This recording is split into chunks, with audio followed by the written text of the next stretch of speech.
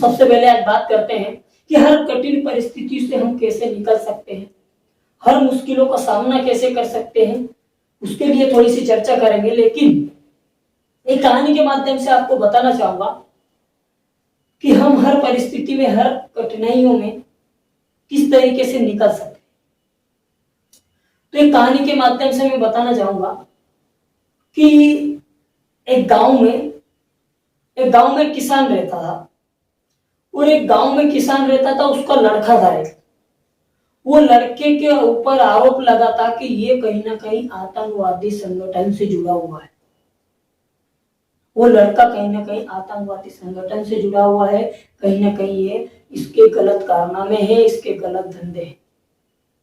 ऐसी धारणा से लेकर उसको जेल में डाल दिया, उस लड़के को। और वो किसान बहुत गरीब था, उसके पास खाने के दाने नहीं थे, उसके पास काम करवाने के लिए पैसे नहीं थे। तो इस परिस्थिति में जब उस लड़के को जेल में डाल दिया जाता है,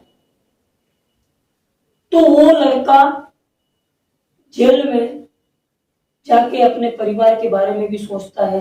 और जब वो किसान पूरा परेशान हो जाता है, हैरान हो जाता है, तो वो लड़के से मिलने के लिए जाता है। वो लड़के से मिलने के लिए जब जाता है, तो उस लड़के से बोलता है, बेटा बेटा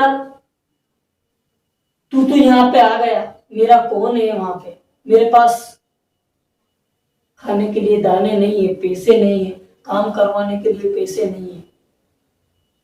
अपने जो घर है बेटा, अभी बारिश आने वाली है, और बारिश में बेटा वो अपने जो घर है, अपने घर के पास इतना लोहे लंगर, टूटा फूटा सामान, इतना कचरा पड़ा है बेटा कि वो साफ नहीं करवाऊंगा तो वहां पे से डेली कुछ ना कुछ जीव जंतु निकल रहे हैं, सांप वगैरह, जहरीले जीव जंतु निकल रहे हैं।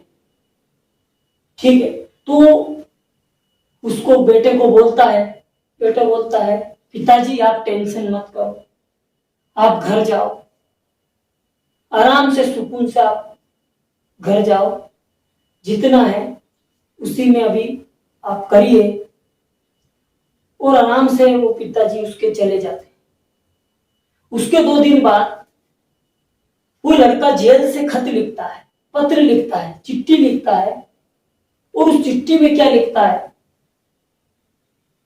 कि बेटा, पिताजी आप जिस लोहे लंगर की बात कर रहे थे, जिस कचरे की आप बात कर रहे थे, पिताजी उस कचरे को उठाने की जरूरत भी मत करना।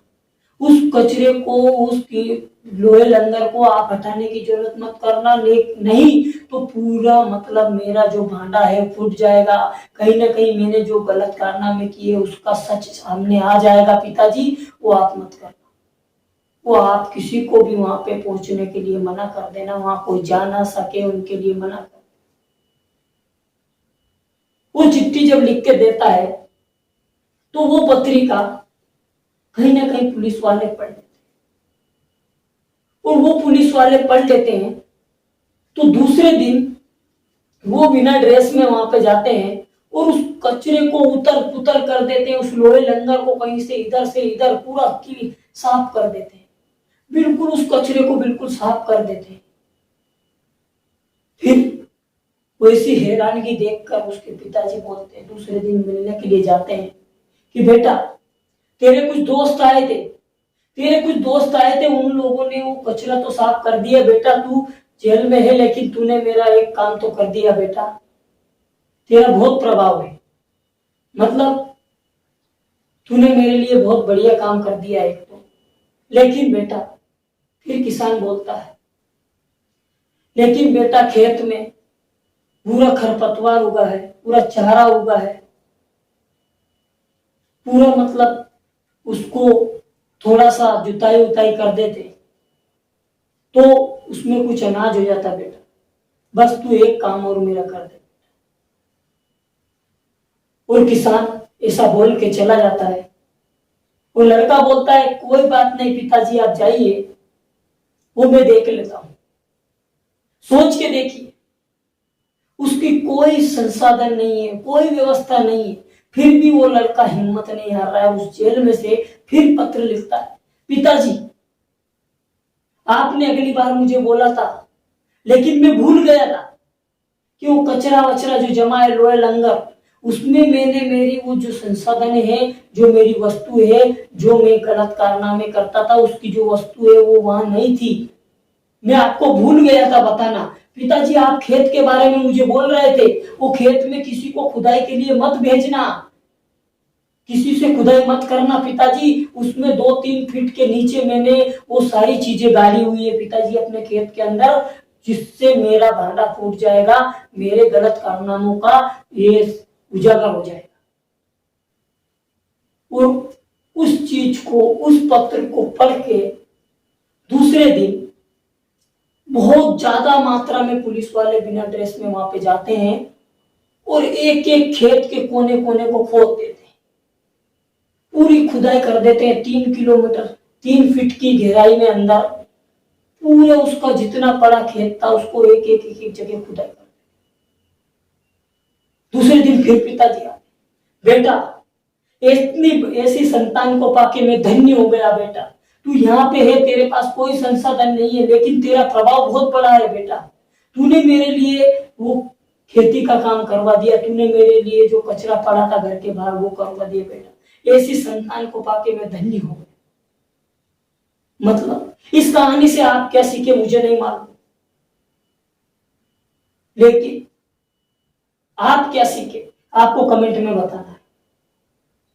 क्योंकि दोस्त इस कहानी से हमें कहीं ना कहीं ये शिक्षा मिलती है कि उसके पास कोई संसाधन नहीं थे, कैसी स्थिति में था, कैसी परिस्थिति में था, फिर भी उसने धैर्य रखा और उसने वो कारनामा कर दिया जो हम कहीं ना कहीं, अगर कहीं ना कहीं ऐसी प्रॉब्लम आए तो उसके बारे में कभी सोच भी नहीं सकते। मतलब हर मुश्किल हालात में हम कैसे निकल सकते हैं, हर परिस्थिति में हम कैसे निकल सकते हैं, हर परिस्थिति का हल है। आप सोच के देखिए, जिस परिस्थिति का हल है उसके बारे में आप चिंता क्यों करते हो, और जिस परिस्थिति के बारे में हल नहीं है, उसका हल नहीं है, उसकी चिंता क्यों करते हो? क्योंकि जिस परिस्थिति का हल है उसके हल के बारे में विचारो, उसके हल के बारे में आप संसाधनों के बारे में विचारो, और जिसका कोई हल ही नहीं है उसके बारे में चिंता क्यों करना? उसको दिमाग से डिलीट कर दो, उसको हटा दो। उसका कोई हल नहीं है तो उसको हटा दो, पूरे जीवन में उसको अलग कर। इस तरीके से इस कहानी के माध्यम से हम हर परिस्थिति में अगर उस हल के ऊपर बात करेंगे कि कहीं ना कहीं उसका हल निकालने के बारे में यदि सोचेंगे तो हम उसका हल निकाल सकते हैं। लेकिन कोई हल नहीं है तो उसको दिमाग से हटा दो और खुश रहो, आगे बढ़ो। क्योंकि कहीं ना कहीं हम टेंशन लेके बैठ जाते हैं, वो हमें नहीं करना चाहिए। तो थैंक यू सो मच मुझे सुनने के लिए दिल से। ओके।